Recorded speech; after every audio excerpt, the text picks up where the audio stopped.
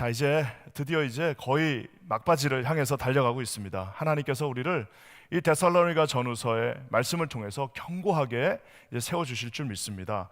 자, 오늘은 9번째 시간, 견고한 부름, 하나님의 부르심 가운데, 이 부르심이라는 것은 굉장히 조심해야 될 부분이 있습니다. 제가 지금 2장 1절부터 12절까지 쭉 읽은 이유가 뭐냐면, 그 부르심을 잘못 활용하고 있는 일종의 하나님께서 능력과 은혜를 주셨지만 그것을 온전치 못하게 사용하는 이들에 대한 경고도 그곳에 함께 포함되어져 있습니다. 우리 한국에 유명한 소설 하나가 있습니다. 완장이라고요. 혹시 들어보셨는지 모르겠습니다. 옛날에 조용기 씨가 이렇게 드라마라도 한번 나왔는데 얼마나 연기를 잘하셨는지 그 소설보다도 오히려 그 조용기 씨가 딱 생각이 납니다. 완장이 뭐죠? 저수지에 완장 하나 딱 채워주니까 그 전에 그렇게 착한 사람이었는데, 그렇게 정말 성실하고 사람이 괜찮고 그랬는데 완장을 딱 차는 순간 사람이 돌변하는 겁니다. 참 무섭죠. 그 완장의 힘이라는 게 그렇습니다. 하나님께서 우리를 부르셨는데요, 그 부르심 앞에 그것을 끝까지 하나님이 주신 마음으로 잘 마무리하면 그것은 부르심이 되는 겁니다. 하지만 그 부르심을 우리가 잘못 이건 나한테 힘을 주셨구나, 이거 나한테 무슨 권위를 주셨구나, 이거 내가 뭔가 폼을 잡을 수 있겠네 하는 순간 그것은 완장이 되고, 그 완장은 우리 데살로니가 후서 2장 1절부터 12절까지 나온 정말 하나님이 죽이시기까지 하겠다라고 하는 정말 무시무시한 그 모습의 것들이 있습니다. 제가 오늘은 이 둘 중에 어느 걸 선택할까 하다가, 이 완장 받은 거는 이거는 좀 우리가 너무 잘 아는 겁니다. 그래서 하나님께서 그 말 그대로 적 그리스도라고 그러죠. 적 그리스도가 뭐예요? 안티크라이스트입니다. 안티크라이스트가 뭐예요? 안티크라이스트라는 것은 주님이 가시는 그 길에 그 주님의 그 부르심 앞에 반대돼서 가는 것을 안티크라이스트라고 하고 있습니다. 오늘 저는 이 하나님께서 우리를 택하셨고 부르셨다면은 어떤 모습으로 그 부르심을 완성하기를 원하시는지, 즉 이 완장 차는 거 반대가 뭔지에 대해서 한번 여러분 함께 시리어스하게 이 말씀을 보기를 원합니다. 먼저 우리 하나님은 바울의 입술을 통하여서 택하심과 부르심이 조금은 다르다라고 말하고 계십니다. 14절 말씀 우리 한번 다 같이 보겠습니다. 13절과 14절입니다. 시작. 주께서 사랑하시는 형제들아, 우리가 항상 너희에 관하여 마땅히 하나님께 감사할 것은 하나님이 처음부터 너희를 택하사 성령의 거룩하게 하심과 진리를 믿음으로 구원을 받게 하심이니, 이를 위하여 우리의 복음으로 너희를 부르사 우리 주 예수 그리스도의 영광을 얻게 하려 하심이니라. 아멘. 이 하나님의 말씀은 우리가 묵상하면 묵상할수록, 공부하면 공부할수록 참 대단합니다. 어떻게 이렇게 짧은 말씀 안에 많은 것들을 이렇게 그리고 성경 66권 전체가 이렇게 다 관통하고 있습니다. 그래서 처음에 창세기에 나왔던 말씀과 계시록에 나왔던 말씀이 절대로 상반되지가 않습니다. 똑같은 흐름으로 가고 있는데요, 오늘 주님이 이렇게 말하고 있습니다. 너희의 인생이 가장 감사한 것은 뭐냐면은 하나님이 너희를 택하셨고 부르셨다는 겁니다. 우리 인생에서 내가 가장 감사한 것은 우리 아버지 어머니 만난 게 아니고, 우리가 무슨 복권에 당첨된 게 아니고, 내가 이렇게 좋은 능력으로 하나님이 좋은 직장을 주신 게 아니라, 가장 근본적이고 원천적인 것은 오늘 13절과 14절에 나와 있는 말씀처럼 처음부터 너희를 택하셨다, 하나님이 예정하셨다는 겁니다. 처음부터 predestinate, 하나님께서 먼저 우리를 예정하셔서 우리를 선택하셨다는 겁니다. 우리가 이 자리에 앉아있는 가장 근본적인 이유, 우리가 이 자리에서 하나님을 찬양할 수 있는 이유, 오늘도 우리 이 귀한 찬양팀 앞에서 우리가 함께 주님을 찬양할 수 있는 유일한 이유는, 하나님이 저와 여러분을 처음부터 무슨 중간에 하는 거 봐가면서 잘해가지고 선택한 게 아니라, 어떤 이유인지는 몰라요. 하지만 하나님이 처음부터 우리를 택하여 주셨다라는 겁니다. 그래서 13절에 뭐라고 나와 있습니까? 성령의 거룩하게 하심과 진리를 믿음으로 구원을 얻게 하여 주셨다라고 말하고 있습니다.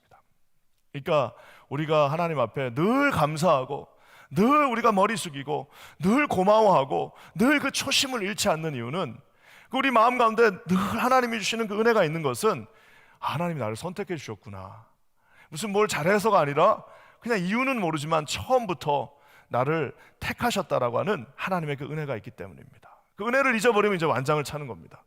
은혜를 잊어버리는 순간 내가 하나님이 나한테 이렇게 모든 좋은 축복들을 주신 거를 완장으로 잘못 이해하는 겁니다. 처음부터 우리는 왜 나를 선택해 주셨는지는 알 수 없어요. 거기서 그 이유를 아는 순간 그것은 이제 그때부터 타락하는 겁니다. 이유를 알 수가 없어요. 이유를 안다는 건 뭐예요? 내가 뭘 좀 잘해서 선택받았구나. 하나님이 나를 선택하신 이유는 내가 이런 재능이 있어서 하나님이 나를 선택하셨어. 하나님이 나를 선택하신 이유는 내가 그래도 우리 가문이 좀 집안이 뭔가 잘하는 일이 있어서 하나님이 나를 선택하셨다라고 착각하는 순간, 선택을 받았다라고 착각하는 순간, 내가 뭔가 잘해서 선택을 받았다라고 착각하는 순간, 이것이 기독교적 엘리티즘, 내가 하나님 앞에 엘리트다, 내가 특별히 선택받았다라고 착각하는 순간 이제 완장이 하나 딱 차지는 겁니다. 사랑하는 성도 여러분, 가장 감사한 인생, 그래서 심지어는 세계를 누비고 세계에서 전도를 제일 많이 한 사람이 20세기에 빌리 그레이엄 목사님이잖아요. 빌리 그레이엄 목사님의 마지막 질문 뭐예요? Why me? 왜 나를 선택하셨는지 모르겠다. 아니, 그분도 왜 나를 선택했는지 몰랐는데 여기서 우리가 내가 선택받은 이유는 아마 그래도 우리 아버지가 기도를 많이 했고, 내가 선택받은 이유는 그래도 내가 이런 재능을 하나님 앞에 드렸어. 여러분, 우리가 그 재능 안 드려도 우리 말고도 우리보다 더 잘하는 사람들은 이 세상에 너무너무 많습니다. 그래서 저는 늘 제 마음 가운데 감사한 것은 저보다도 더 훌륭한 목사님들이 아마 줄을 세워놓으면은 제 앞에 전 세계 한 수십만 명이 계실 겁니다. 그럼에도 불구하고 하나님이 맡겨주신 거예요. 근데 그 이유는 몰라요. 왜 나를 선택하셨는지는 몰라요. 그래서 거기엔 늘 감사와 늘 겸손함과 늘 조심스러움과 늘 그 맡겨주신 하나님의 그 부르심 앞에 우리가 순종하는 모습으로 나가야 한다는 겁니다. 오늘 14절에는 그 모든 택하심 위에 하나가 더 더해집니다. 요거를 분리하는 분도 있고 같이 보시는 분도 있는데 저는 약간 분리 쪽에 가깝습니다. 14절 다시 한번 읽어보겠습니다. 시작. 이를 위하여 우리의 복음으로 너희를 부르사 우리 주 예수 그리스도의 영광을 얻게 하려 하심이니라. 자, 모두를 택하셔서 구원받게 해주셨어요. 자, 모두를 구원받게 해주셨습니다. 택하셔서 구원받은 거예요. 하지만 그 다음에 또 해야 될 일들이 있습니다. 이거를 거창한 말로 하면 사명이 되는 것이고, 좀 단순한 말로 하면 우리가 부르신 이유를 다 이유가 있어요. 내가 여기에 21세기 이 뉴욕에서 지금 내가 우리 교회 다니고 있는 이유가 있는 겁니다. 내가 여기 2022년에 이 사순절을 앞두고 이제 우리가 이 자리에 모여가지고 지금 기도하고 있는 저와 여러분들이 여기 따로 있지 않습니까? 뭐 다 부름을 받은 것 같아도 여기서 또 따로 기도하는 그 무리들이 있는 거예요. 왜 그렇습니까? 거기에는 복음으로 너희를 불러주신 또 다른 하나의 이유가 하나님 앞에 있기 때문입니다. 구원은 모두에게 어떻게 보면 흩어서 다 주셨다면, 물론 그것도 다 하나씩 선택해서 주셨지만, 선택해서 주셨다면은 거기에 대한 또 다른 하나님의 그 스페셜한 콜링은 다 조금씩 다르게 주님이 주셨다는 겁니다. 놀랍게도 그 부르심은 예수 그리스도의 영광을 얻게 한다라고 말하고 있습니다. 사도 바울은 이거를 빌립보서 3장 14절에 뭐라고 표현하고 있습니까? 우리가 잘 아는 말씀 한번 같이 읽어볼까요? 시작. 표대를 향하여 그리스도 예수 안에서 하나님이 위에서 부르신 부름의 상을 위하여 달려가노라. 그러니까 위에서 부르신 그 부름의 상, 즉 택하여 주셔서 우리를 구원으로 인도하셨는데 거기서 또 다른 부름의 상 하나를 위하여 달려간다라고 얘기하고 있습니다. 그 부름의 상을 이 데살로니가 후서에서는 하나님의 그리스도의 영광이라고 말하고 있습니다. 그러니까 가장 큰 상이 뭐예요? 그리스도의 영광을 함께 우리가 그곳에서 그 근처에서 함께 그 영광을 보는 것입니다. 그리스도의 영광이 우리 삶 가운데 이렇게 촉촉하게 여기저기 퍼져서 우리가 예배 드리는 것뿐만 아니라 내 삶의 공간에서, 우리 가정에서, 우리 직장에서, 내가 있는 모든 곳에서 그리스도의 영광이 그곳에 온전하게 나타난다면 여러분, 그거보다 더 큰 상이 어디 있겠습니까? 천국에 가면 우리가 2층 집에 살 거냐, 3층 집에 살 거냐, 이런 어떤 유치한 어떤 말장난이 아니라, 천국을 보지 못한 자들의 어떤 자기 눈에 맞는 그런 어떤 데피니션이 아니라 부르심의 상, 그리스도의 영광 가운데 우리가 함께 한다라고 하는 그 처음과 끝이 그곳에 있다라는 사실입니다.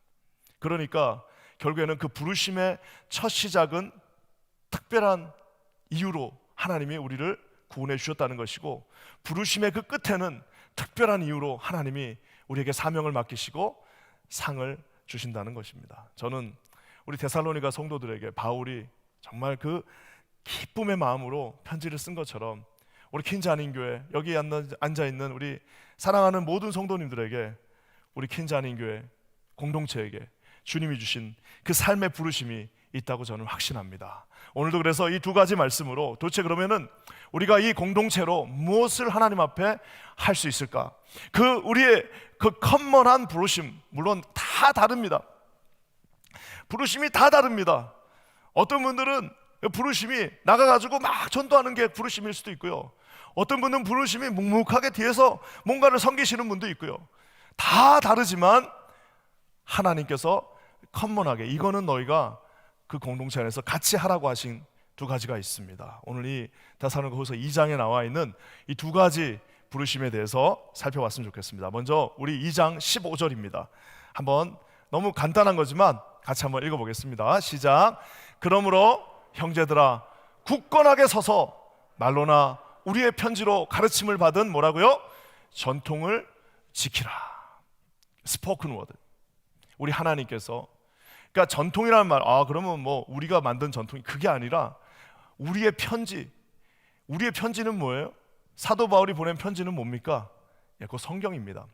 말씀에 지키라. 말씀을 지키라는 말입니다.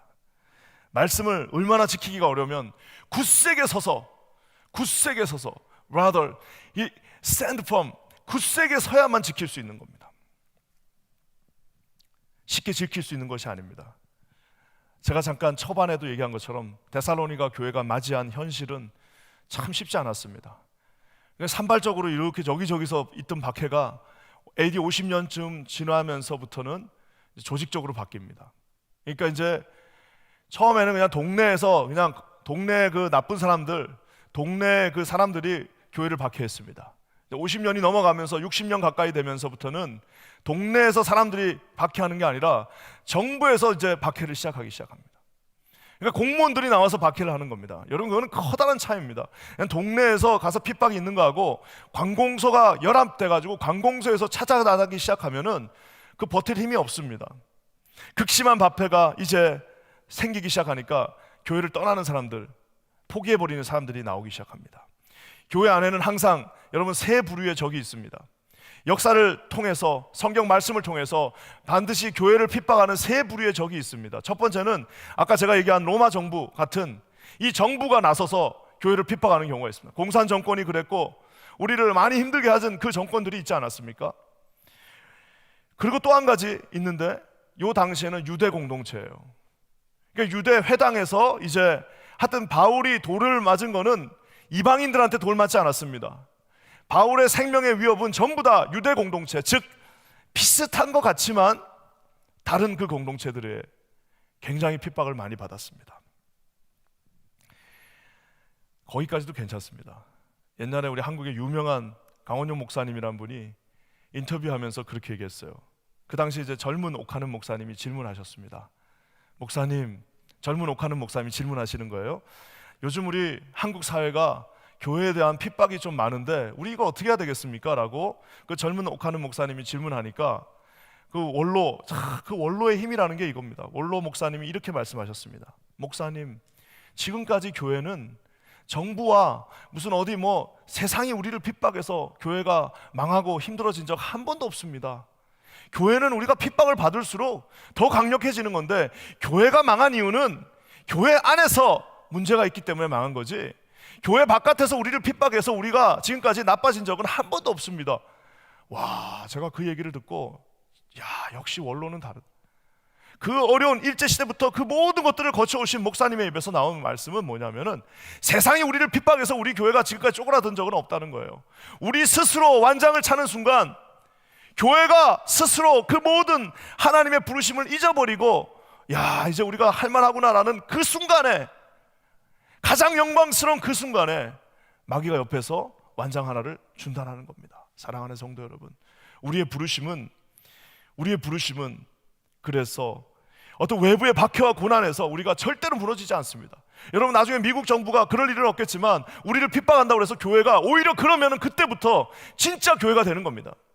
여러분, 핍박이 시작되는 순간부터 떠날 사람들 다 떠나는 거고, 지금까지 취미생활 했던 사람들은 다 떠나는 거고, 지금까지 가정교육 위해서, 애들 교육 위해서 교회 오신 분들도 다 떠나게 될 겁니다. 진정한 핍박이 시작되면 그때는 누구만 남느냐? 목숨을 걸고 난 하나님 앞에 모든 것들을 드리겠노라고 하는 사람들만 딱 남게 됩니다. 그럼 그때부터는 그 교회는 새가족 교육 할 필요도 없어요. 왜? 세례 받는 것이 곧, 세례를 받는 그 순간 내가 하나님 앞에 죽음도 불사하겠다라는 그 순간이 되기 때문입니다. 오늘 굳건하게 서서 내가 너에게 쓴 그 하나님의 말씀을 지키라고 말하고 있습니다. 사랑하는 성도 여러분, 지금 이 시대도 마찬가지입니다. 세상이 우리를 무슨 교회가 이렇다 저렇다 해가지고, 교회는 절대로 그거에 흔들리지 않습니다. 우리만 잘하면 됩니다. 저와 여러분만 잘하면 돼요. 저와 여러분만 잘하면, 하나님 앞에 날마다 겸손하게 하나님의 말씀을 지키고 있으면 우리는 아무 문제가 없습니다. 사랑하는 성도 여러분, 우리가 이 내부의 이단의 유혹과, 이 데살로니가 교회도 이단의 유혹들이 있었습니다.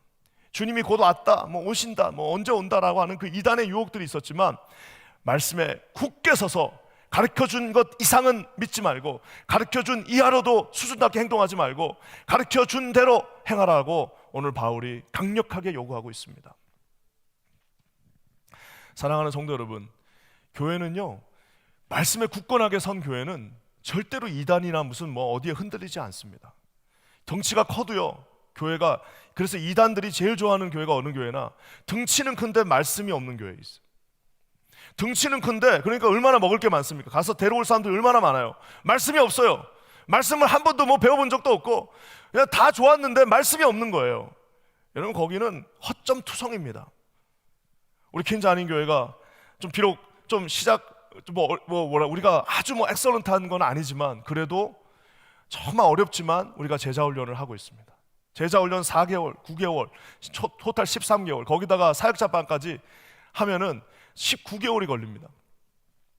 19개월 동안 우리가 하나님의 말씀을 공부하는데 거기 이단이 파고들 수가 있겠습니까? 그것까지 다 통과한 이단은 진짜 상 줘야 되는 거예요. 내가 이 교회를 무너뜨리겠다라고 교회에 들어왔는데 아무런 성경 공부가 없어요. 그러면 얼마나 쉽겠습니까? 그러면 정말 앞에서 조금만 잘 보이면은 모든 것들을 다 할 수 있습니다. 하지만 19개월을 속일 수는 없어요.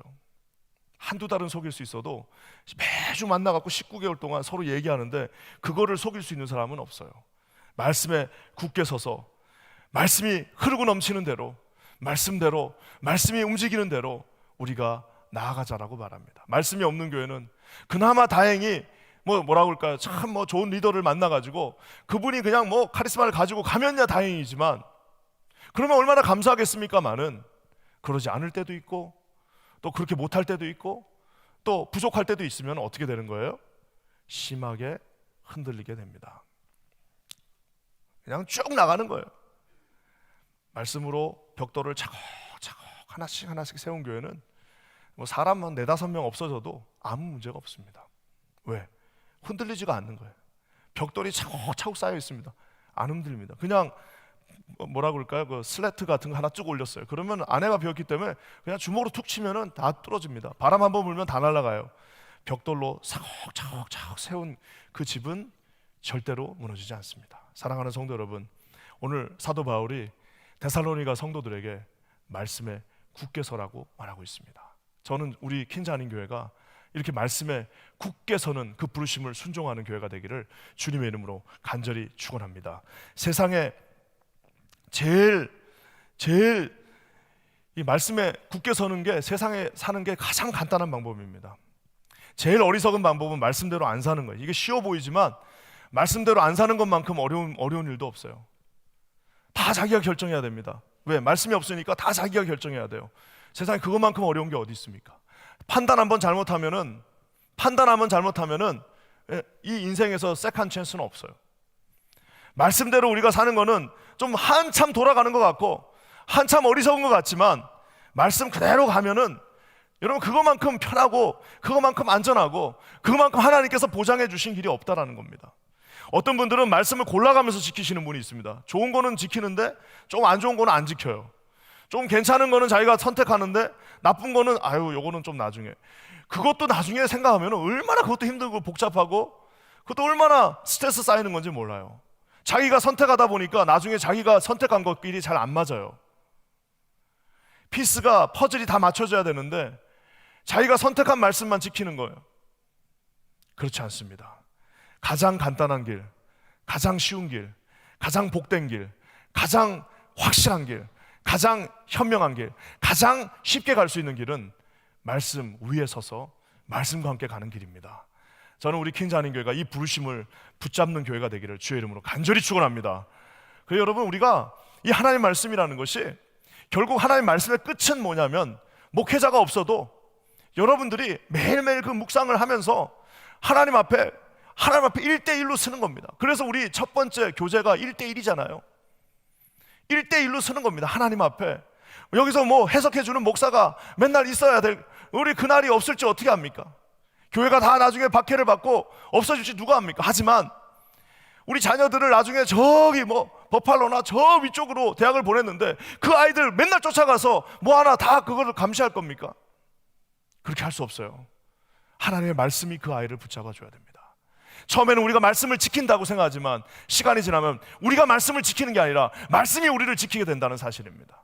여러분, 처음에는 내가 조금 요거 할까 말까 하면서 말씀 가운데 서서 간다라고 생각하지만 순간적으로 나중에 시간이 지나면 그 커다란 말씀의 힘, 그 흔들 수 없는 말씀의 힘, 하나님이 주신 그 말씀의 권능과 능력이 우리의 삶을 쭉 일희일비하지 않습니다. 쭉 끌고 쫙 밀어주는 그 거대한 하나님의 힘이 우리 가운데 있다라는 사실입니다. 우리 퀸즈 한인교회가 가장 현명한 길을 선택하시는, 우리 새벽을 깨우시는 성도님들 되시기를 주님의 이름으로 간절히 축원합니다. 말씀을 굳게 붙잡으면 가장 현명한 사람입니다. 말씀을 굳게 붙잡으면 그것이 가장 빠른 길입니다. 말씀을 굳게 붙잡으면 그 길이 사는 길입니다. 우리 퀸즈 한인교회가 하나님 앞에 이렇게 섰으면 좋겠습니다. 예전에 제가 우리 어른들하고는 좀 그게 어렵지만 청년부 할 때는 성경 말씀을 딱 성경을 가지고 맨날 오잖아요.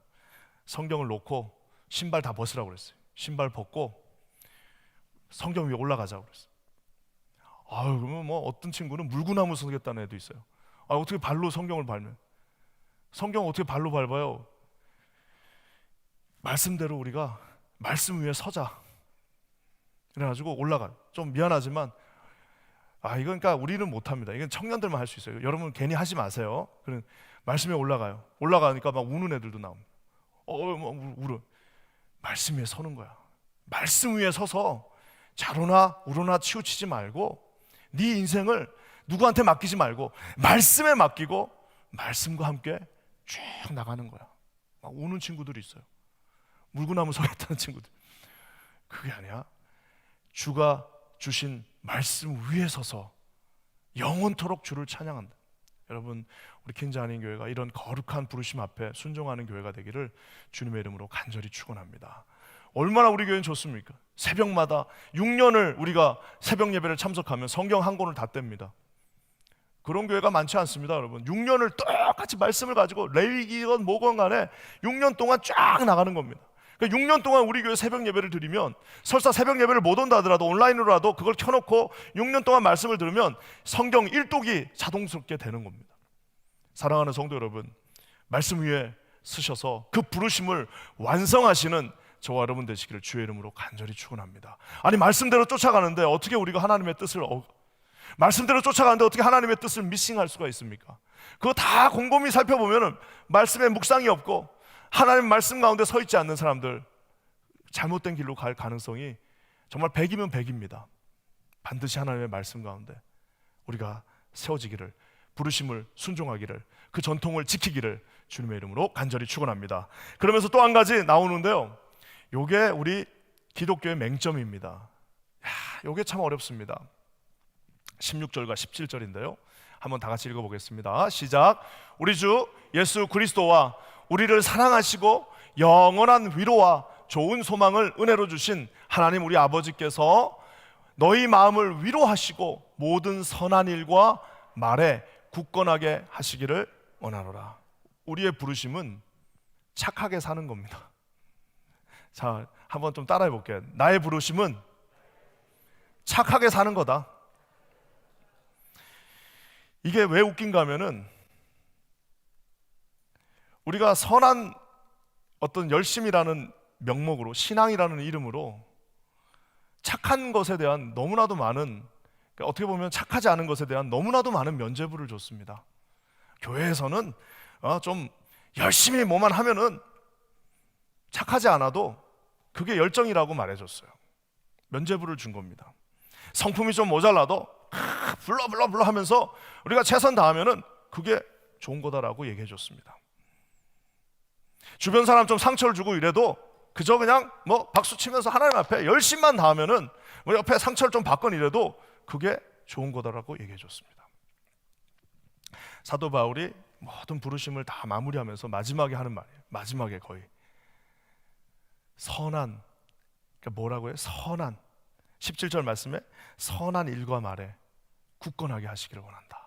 하나님이 너희 마음을 위로하시고 모든 선한 일과 그 정말 착한 그 말, good work, good word, 그러니까 하나님이 그 선한 그 말에 너희들과 함께 하시기를 원한다. 세상에서 제일 좋은 신앙인은 착한 신앙인입니다. 주님 안에서 주님의 말씀을 그대로, 아까 제가 그래서 첫 번째 포인트가 뭐예요? 우리의 부르심은 하나님의 말씀을 굳게 지키는 겁니다. 하나님의 말씀을 굳게 지켜요. 하나님의 말씀을 굳게 지키는데 어떻게 나쁠 수가 있습니까? 처음에는 내 성격이 있겠죠. 처음에 예수 믿었을 때는 세상에서 하던 거 그대로 갔으니까 처음엔 좀 어렵겠죠. 하지만 10년, 20년 예수님을, 그 말씀을 그대로 날마다 그 말씀 위에 서가지고 말씀대로 하려고 노력했어요. 말씀대로 내가 순종하려고 했습니다. 우리 예수님의 성품을 닮으려고 했어요. 예수 그리스도의 마음으로 내가 그 앞에 서려고 내가 정말 최선을 다했습니다. 근데 어떻게 나쁠 수가 있어요? 가장 좋은 신앙인은 주님의 말씀에 서서 착한 말과 행동을 하는 사람들입니다. 저는 우리 퀸즈 한인교회 모든 성도님들, 지금도 이미 그런 분들이 우리 교회에 너무너무 많습니다. 우리 교회 이렇게 그냥 얘기만 해도 착한 얼굴에 난 착함 이렇게 써 있는 분들이 참 많습니다. 그런 분들 얼마나 아름답습니까?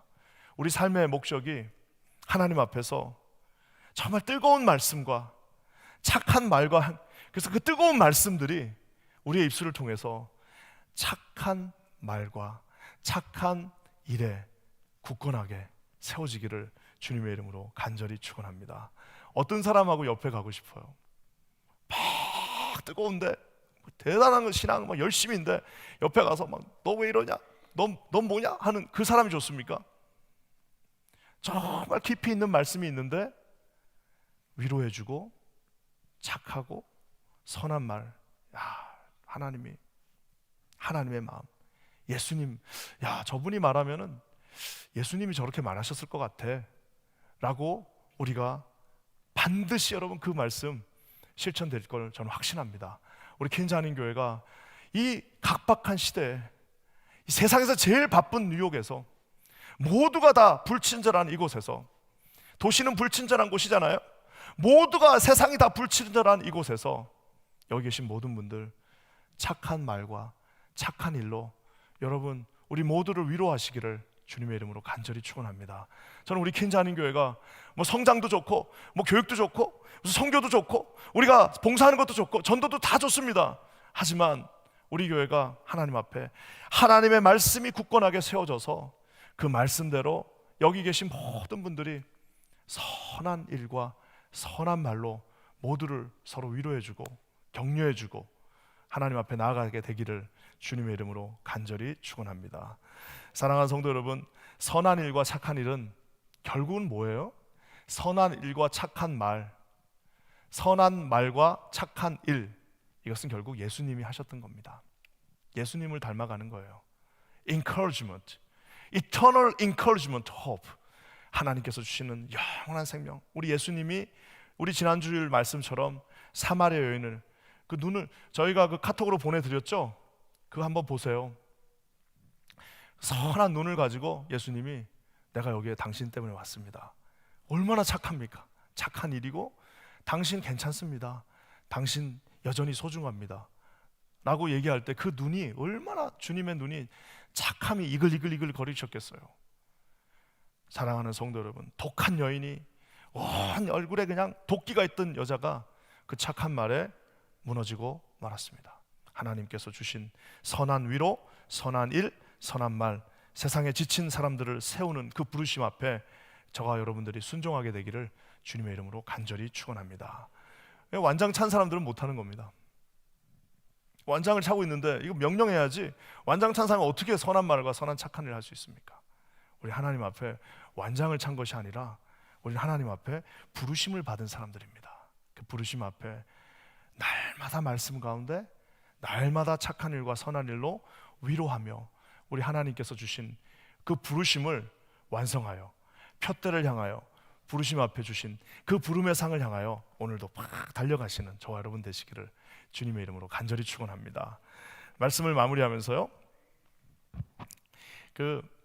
우리 이제 하여튼 뉴욕에는 좋은 게 많습니다. 유니온 신학교도 사실은 굉장히 유명한 신학교인데 유니온 신학교가 배출한 최고의 신학자 한 명이 있습니다. 거기 학교에서 출신은 아니지만 바로 본 헤퍼라고 하는 독일의 유명한 그 티빙겐과 베를린 대학에서 박사학위를 받은 조직 신학자죠. 일종의 하나님께서 주신 마음으로 이분이 진짜 30 몇 살에 이미 유명한 신학자가 됐습니다. 그래서 이 유니온 신학교에서 모셨어요. 청빙 교수로. 그래서 와서 여기서 교수를 하고 있는데 그때 이제 히틀러가 난리를 치는 겁니다. 그러니까 이분이 여기 있어야 되는데 여기 있으면 괜찮은 건데 자기 독일로 다시 가겠다는 거예요. 그러면서 그분이 유명한 말을 했습니다. 악을 보고 침묵하는 것은 그 자체가 악이다. 악을 보고 아무 말도 안 하고 가만히 있는 거는 그 자체가 악이라는 거예요. 그러니까 네가 악이라는 겁니다. 그러니까 이분이 그 안정된 직장을 다 내려놓고 독일로 다시 돌아갔습니다. 그래서 발키리라고 하는 그 히틀러 암살 미수 사건에 이제 연루되면서 결국에는 잡혀갔죠. 참 이게 안타까운 건데요. 히틀러가 자기가 자살하기 3주 전에 이분이 교수형을 당했습니다. 세상의 모든 신학자들이 다 안타까운 게 바로 이거예요. 이분이 이제 윤리학 책 쓰시고 이제 나중에 이제 이러다 나갈 거라고 생각했는데 그 책도 지금 너무나도 좋은 정말 그 신학책인데 히틀러가 죽기 3주 전에 그걸 교수형을 시켰어요, 그분을. 그러니까 나쁜 사람들은 끝까지 나쁜 일을 하다 가는 거예요. 그냥 가면 될 걸 가지고 그 3주 전에 그를 교수형 시켰습니다. 그래서 그분이 이제 결국에는 교수형을 당하기 직전에 마지막 그가 편지를 써서 이제 자기 약혼녀 그다음에 자기 부모님에게 보냈습니다. 치열하게 싸우고 정말 히틀러를 내가 없애야겠다라고까지 생각했던 반나치 투사였지만 정작 그를 기억하는 모든 사람들은 그가 무슨 칼을 든 투사가 아니라 선한 능력, 선한 말과 행동으로 일관된 사람임을 기억합니다. 그래서 그 노래가 유명한 노래가 있습니다. 그래가지고 이제 노래 제목이 선한 능력으로 해요. 예. 그래서 von guten Mächten 해가지고 그 선한 아주 뭐라고 할까요? 파워라고 해야 될까요? 그래서 나와 있는 그 시가 이렇습니다. 이 마지막 편지입니다. 그래서 그 선한 힘에 고요히 감싸여 그 놀라운 평화를 누리네. 이제 조금 있으면 이제 돌아가시는 거예요. 그 선한 힘이 우리를 감싸시니 믿음으로 일어날 일을 기대한다. 주 언제나 우리와 함께 계셔 하루 또 하루가 늘 새롭다고 이제 그 노래가 있는데 독일의 유명한 복음송 가수가 나이 드신 분이 피아노 치면서 하는 그 영상이 있습니다. 나중에 저희가 또 그것도 카톡으로 보내드릴게요. 근데 저는 저 찬양을 처음 들었을 때 참 마음이 참 특별한 감동이 있었던 거는 저 선한 힘이라는 거예요. 우리가 생각할 때는 선한 힘 잘 맞지 않습니다. 선함과 힘은 무조건 뭔가 파워가 있어야 되고 뭔가를 무너뜨려야 되는데 그게 아니라 선한 힘이라는 겁니다. 바로 예수 그리스도의 능력이 선한 능력이요, 우리 성령의 능력이 강력한 파워를 동반했지만 이것이 실현될 때는 착한 일과 행실로 우리 하나님 앞에 나간다는 것. 사랑하는 성도 여러분, 하나님이 저와 여러분을 선택해 주셨습니다. 그래서 구원받았습니다. 그렇지만 우리에게 또한 불러주셨습니다. 어떻게 해요? 선한 위로와 선한 말과 선한 일로 저와 여러분을 불러주셨습니다. 하나님 앞에 우리가 이 사랑하면서도 살기에 바쁜 이 시대, 우리의 선함과 우리의 착함과 우리의 그 평안한 위로를 세상 모든 사람들에게 증거해 줄 수 있도록 여러분 오늘 하루 다짐하시기 바랍니다. 이 두 가지는 한꺼번에 갑니다. 하나님의 말씀 위에 서셨습니까? 그렇다면 선한 일과 말과 위로가 나올 것입니다. 선한 일과 말과 위로는 하나님 없이는 할 수 없어요. 그거는 다 그냥 거짓말입니다. 하나님의 말씀이 없는 선한 위로와 선한 말과 선한 일은 없어요. 선한 일과 선한 말과 선한 위로는 오직 하나님의 말씀과 함께 나갑니다. 이 두 가지가 여러분 절대로 이거 따로 놀지 않습니다. 성격이 좋아서 하는 것이 아닙니다. 말씀 위에 서면 할 수 있습니다. 우리가 이 두 가지를 굳게 붙잡으시고 우리 인생이 승리하는 인생 되시기 바랍니다. 여러분의 인생을 정말 말 그대로 하나님 앞에 선한 도구로 사용받길 바랍니다. 악한 도구가 아니라 선한 도구, 하나님이 기뻐하시는 도구, 여러분 주변의 모든 사람들이 여러분 앞에서 축복받는 도구, 여러분의 모든 사람들이, 여러분의 가정이, 여러분의 그 주변의 모든 일로부터 참 선하시다, 하나님이 저기 계시다, 하나님의 말씀이 저 안에 계시다라고 하나님 앞에 칭찬받고 사람 앞에 칭찬받는 사랑하는 저와 여러분 되시길 주의 이름으로 간절히 축원합니다. 우리 자녀들을 위해서도 기도하십시오. 저는 우리 자녀를 위해서 항상 하는 센텐스가 있습니다. 하나님, 우리 이 사랑하는 누구누구가 하나님을 깊이 사랑하며 사람들로부터 사랑받게 하여 주시옵소서. 하나님을 깊이 사랑함으로 말미암아, 말씀 위에 깊이 섬으로 말미암아 사람들로부터 사랑받게 하여 주시옵소서. 하나님 사랑한다고 하지만 사람들이 그를 사랑하지 않는, 무서워하는 것이 아니라 하나님 앞에 날마다 서면서 하나님이 주시는 그 선한 능력 가운데 우리가 승리하시는 저와 여러분 결단하셔야 됩니다. 여러분 이건 결단하셔야 됩니다. 뭐 한번 잘 되겠지? 절대 그렇지 않습니다.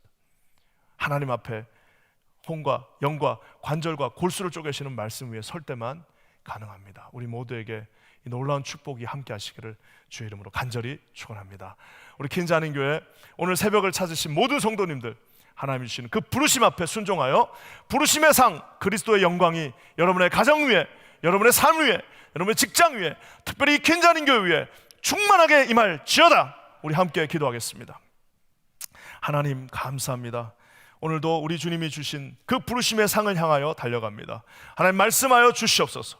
이 가운데 역사하여 주셔서 오직 하나님이 주신 그 부르심의 상 앞에 순종하게 하시고 말씀 위에 섬으로 말미암아 날마다 하나님 앞에 아버지 하나님 승리하며 선한 말과 선한 일과 선한 위로로 세상 모두를 위로하는 우리 모두가 되게 하여 주시옵소서. 그렇게 하실 주님을 찬양하며 예수님의 이름으로 간절히 기도합니다. 아멘.